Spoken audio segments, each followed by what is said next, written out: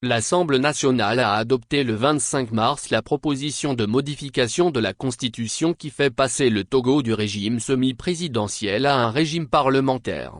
Au lendemain de cette adoption, les évêques du Togo, l'évêques réunis en visioconférence font part de leurs observations sur la question. Interpellés par le projet de modification de la Constitution de la 4e République de notre pays par l'Assemblée nationale, nous, membres de la Conférence des évêques du Togo, réunis en visioconférence en ce jeudi 21 mars 2024, nous sommes penchés longuement sur le sujet et ses conséquences sur la vie socio-politique de notre pays.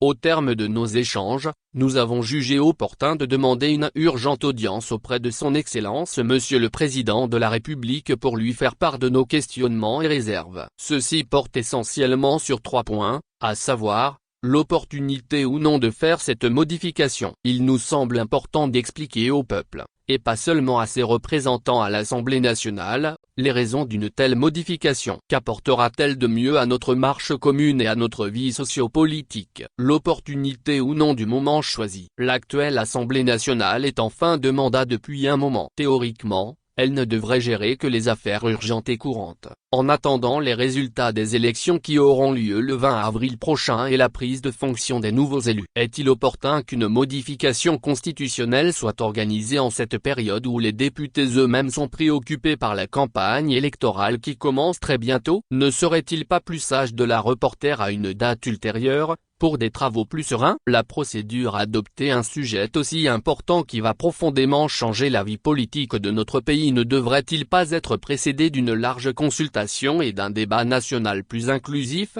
Alors que nous attendions impatiemment la réponse à notre demande d'audience adressée au président de la République, nous venons d'apprendre ce matin, avec grand étonnement, que l'Assemblée nationale a adopté la modification de la Constitution pour faire passer le Togo d'un régime semi-présidentiel à un régime parlementaire ce 25 mars 2024.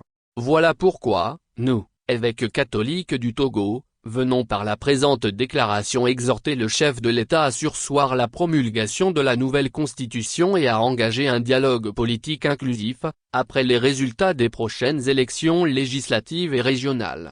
En comptant sur le bon sens, l'amour de la patrie et l'engagement patriote de tous, nous vous assurons de notre paternelle prière en cette semaine sainte qui nous conduit vers la joie de Pâques.